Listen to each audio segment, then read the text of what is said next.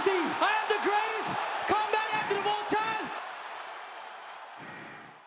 What's up, everybody? Welcome to this episode of Tell the Tape. I'm your host, Henry Cejudo, aka Triple C, and welcome to this episode of Tell the Tape, where I'm going to be breaking down the potential main event for UFC 300. That's right, I'm talking about Michael Chandler and Conor McGregor. I'm about to break these dudes down, but this episode wouldn't be possible without our sponsor. That's right, I'm talking about Aptive. Guys, if you're a former wrestler, former fighter that doesn't like to take no for an answer, well, you know what?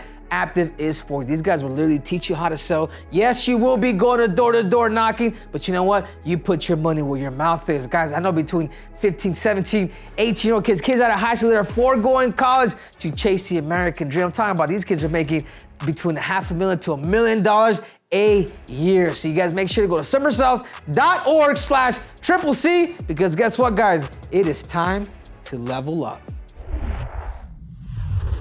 So here we have it, Michael Chandler, 23-8. That's a lot of fights, man. That's 31 fights. Again, Conor McGregor, and we don't seem like, obviously Conor McGregor has anywhere between maybe 13, possibly 14 fights in the UFC, 22-6. I mean, once I look at this ratio, it's like, dude, look at Conor McGregor, 19 KOs, 2 by decision, which in other words, you know what that tells you? He's not accustomed to going to the very, very end. This is why the way I describe Conor McGregor, he's a risk taker. Why is he a risk taker? Because he throws a lot of power. With one submission, I'm curious to see that submission from him. Against Michael Chandler, 11 KOs. I mean, not as much as Conor. 5 decisions and then 7 submissions.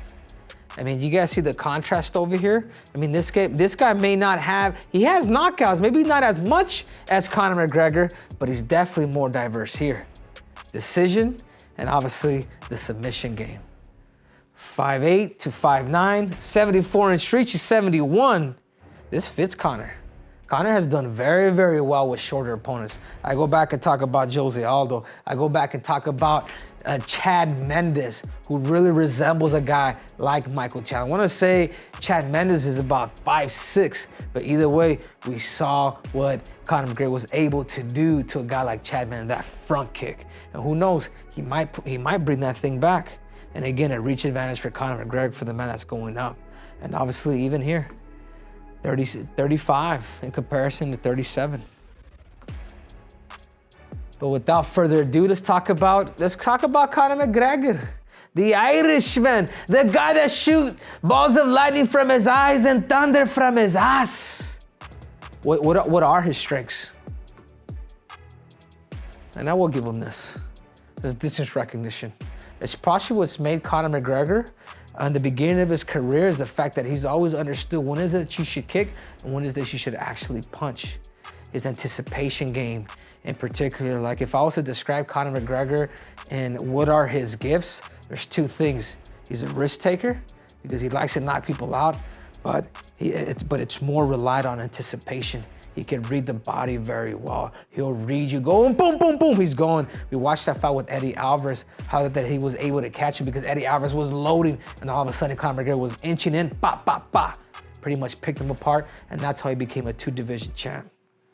And honestly, his striking and knockout power, I mean, but will the knockout power here, would that continue to keep translating at 155 pounds? I tell you what, guys, at 145, godly, don't put anybody in front of Conor McGregor. You know what I'm saying? Because the dude had crazy knockout power. I mean, he has wins over guys like Max Holloway. But has that translated to this way? I mean, that's a question that I have. So I will put this. Mental warfare. And I think once Conor McGregor's kind of, his ability to speak, his ability to get into somebody's head, I mean, he did it with Jose Aldo, guys. I mean, if you guys just think it's all about fighting and kicks and punches, and you guys don't get the game, you guys have never fought before, dude, people hate to fight guys like me. You know why? Because bop, bop, bop, bop, bop, yo mama, bop, bop, bop, I'm gonna knock you out, boom. Next you know it happens. And I'm like, fuck, my worst nightmare came about. But there's one thing that Conor McGregor does very well, is the mental warfare. Has he lost a little bit? Yeah, because of him losing. But either way, he could always he could always use it, you know, regardless, because people will always keep talking to his opponent about what is it that's going on and what is it that Conor McGregor actually said.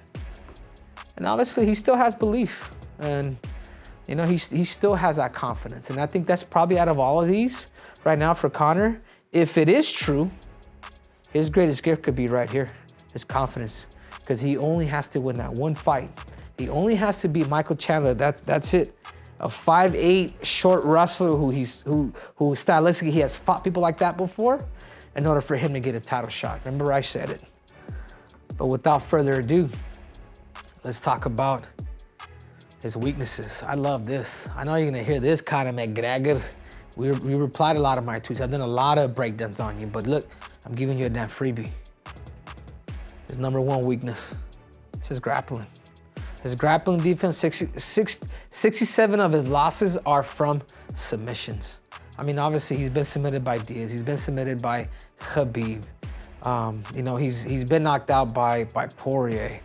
But either way, his takedown defense is super suspect, and this is where you actually want to expose him. But in reality, the number one for me, I'm gonna add one here for Conor. Number one is his stance. And he's never really adjusted that. He's so wide in his stance, and this is why people are just kicking that leg, kicking, and then eventually they're bringing the hands in. We saw that fight against Poirier. He needs to fix his stance, number one. Number two, he needs to fix his damn defense. I mean, is he putting himself in these uncomfortable positions? Is he fighting the right engineers, or is he fighting nothing but Irishmen to teach him wrestling? I don't think that's a good idea with all that money that you're making. You're talking about investing on all this health and wellness stuff. Get yourself a freaking great wrestling coach. Get yourself an American wrestling coach that really understands the grappling portion, the folk style of wrestling that will really change your damn career. And obviously it's the leg. I mean, we saw with Anderson Silva. I mean, do these guys come back the same after breaking their leg? We saw with Chris Weidman. Do they come back after breaking these legs? I mean, that's some serious business here. Two and a half year layoff, the ring rust.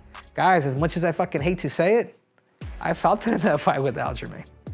You know, it was 3 years for me, 2.5 years for him, and counting. Will he fight at UFC 300? Because if he does, he's gonna really have to make his camp a lot longer. You cannot do an 8-week fight camp. If I could go back and really do it again, I'd extend it to maybe being a 12-week fight camp, but actually making it part of that whole fight camp, because you need it. And you gotta make sure when you are fighting or you're sparring that there's people there where it's a live situation where you actually feel like you're actually fighting. Loss of momentum and inner doubt. I mean, is that still in him? You know, I know we just shared the strength and we talked about his confidence, but is he really confident? Or is this true? I mean, has money, fame, and fortune has changed somebody? And it does change you. It should change you for the good. You know, either that or let go of the sport, but he still wants to fight. And here we have it, Michael Chandler, his strength, and I wish he used it more. And this is against Conor McGregor. It is his wrestling. He is a Division I All-American. Will he pull it out? He did take Justin Gaethje down. You know, will a guy like Michael Chandler bring out that wrestling in this fight? Because he's gonna have to. Because if he doesn't go back and watch that Chad Mendes fight, Conor's gonna anticipate him. And you can tell, like, if you're a bull, it actually works. It actually works in the favor of a guy like Conor McGregor. And also it's the pace. Michael Chandler will bring the pace. He will fight. He will fight from bell 1 to bell 2. We saw it in that Justin Gaethje fight. We saw in that fight, even though he got finished against Poirier, the dude will bring up that pace. And will Conor McGregor just reach that threshold and then go down?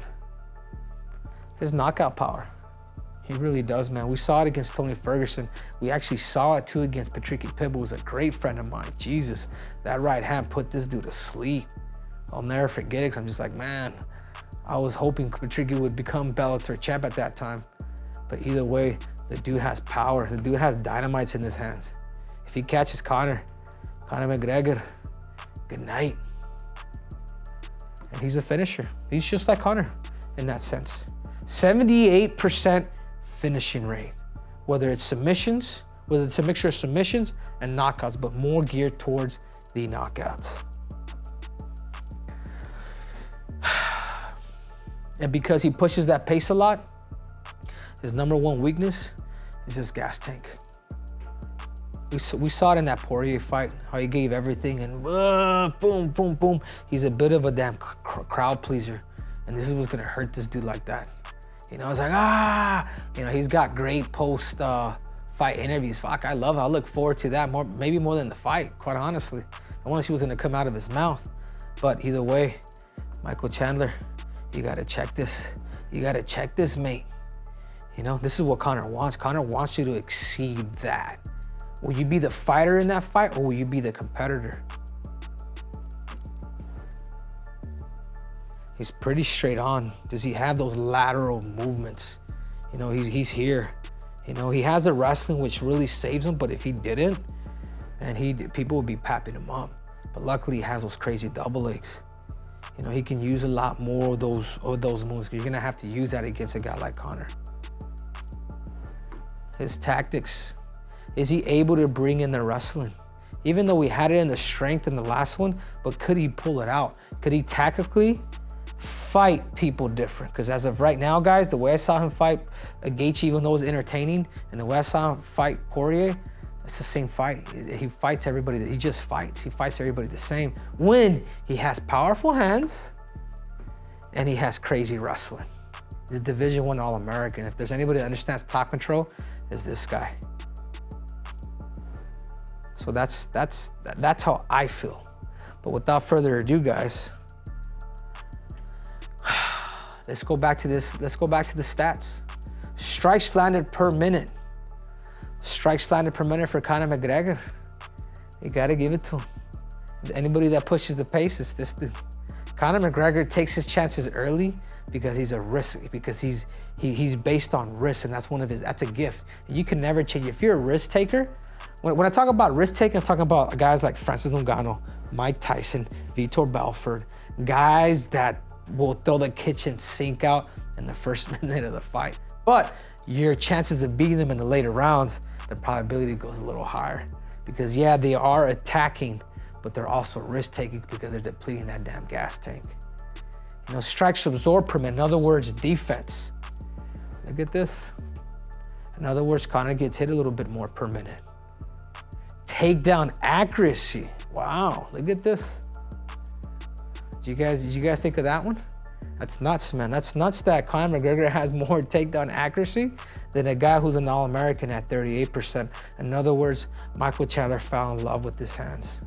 And if he's at Michael Chandler that's fell in love with that hands, then Conor McGregor is probably in good shape.